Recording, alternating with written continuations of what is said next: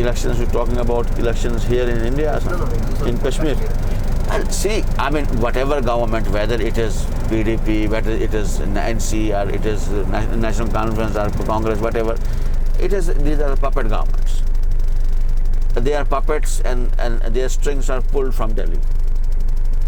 So, I mean, Delhi cannot, I mean, when Delhi rules directly, I mean, from Delhi, if they have a governor ruling there directly, it portrays them in a bad light. So they have puppet governments there, whether it is Mufti Saeed, whether it is Mufti Saeed is PDP, whether it is Congress, whether it is this National Conference of Umar Abdullah and Farooq Abdullah. They are puppets. So that the change of faces does not make a difference, and change of face will not sort of change the policies. The policies will remain same. And the strings will be pulled from Delhi. Occupation is there. So that only thing which makes difference is once the issue is resolved, once the occupation is over, once people are given their rights, and when people are given justice. Justice, when you talk about justice, justice is in every sphere. Economic justice, political justice. Political justice is when people, the basic right is right to self-determination. When you give, that will end. That will make differences. But this changing face, changing governments, it will not. If in next election, is there is a possibility of coming of some another group by fulfilling the aspiration of Kashmir? No. I mean, these groups. These elections These elections for the legislative assemblies cannot fulfill the aspirations of Kashmiris. As I told, whatever government it is installed there, it is a puppet. The strings will be pulled from Delhi. So I mean that will not fulfill the aspirations of Kashmiris. It will not, and that is not a resolution at all. And there is a resolution from the United Nations, but this legislative assembly, their issue, it has nothing to do with the resolution. It has no authority to resolve the Kashmir issue. So actually, as I told you, the reality does not come to the people.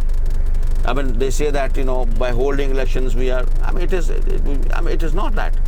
You have signed a resolution which says that assembly has nothing to do with the resolution of Kashmir issue. Assembly is basically there. It works like a municipal corporation to look after day-to-day affairs, like maintaining roads, maintaining sewers and other things. It has nothing to do with the resolution of Kashmir issue.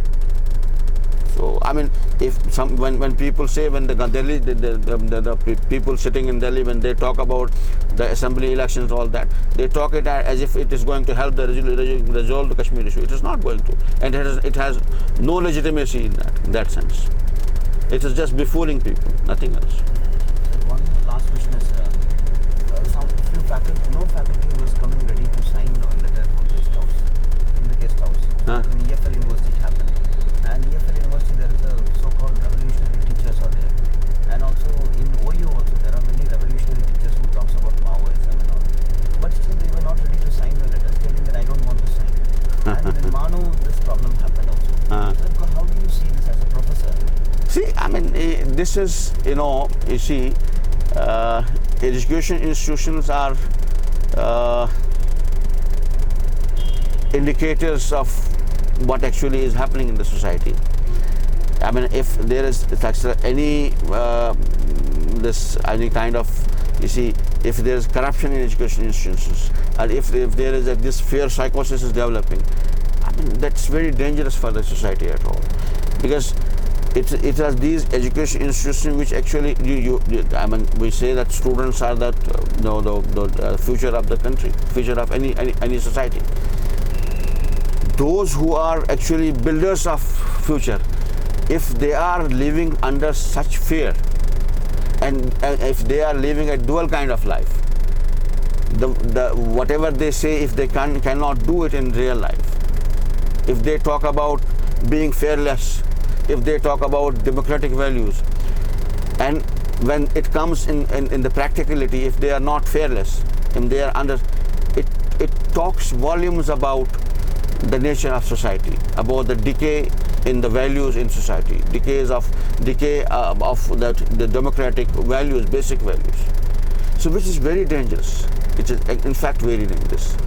So I think it is, I mean, it is very, it is alarming. It is alarming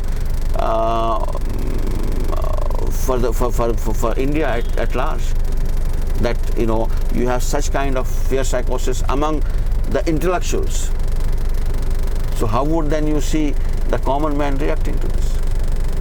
Intellectual who knows his rights, he or she, then they know their rights. They know their rights. They know what their rights are. If they cannot defend their rights, if they cannot perform their rightful things, then what would you expect from a common man? So this situation, I see it is very alarming, and it talks in volumes about the decay of values, decay of that, and the shrinking space. What I was yesterday referring to, shrinking democratic space in institutions. So that's it. It talks about that. Tell me one more thing is, after you acquitted from the cases and now you have a personal security guard is being provided and press gives you a coverage, but how do you see as a public when they call you for when you come out of Delhi, apart from Kashmir, when you come out of Delhi, how do you see the place? Is it very accommodative for you? Well, it depends. Of course, as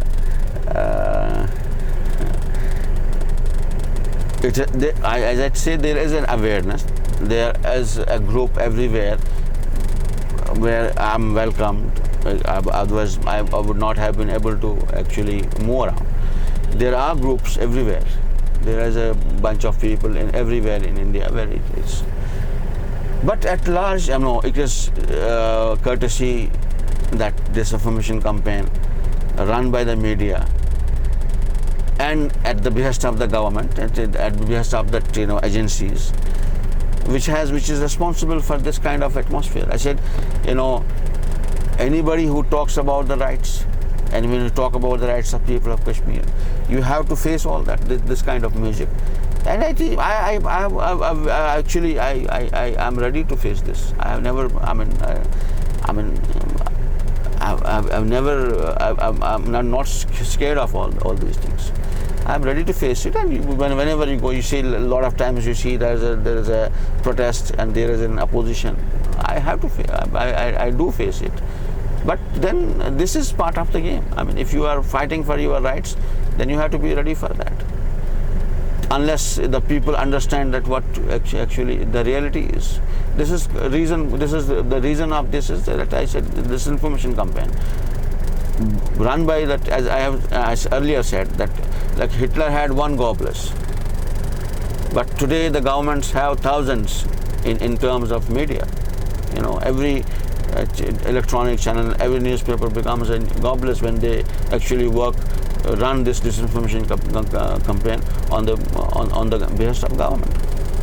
So if you go on saying a lie continuously, it gets somewhere stuck in the minds of people.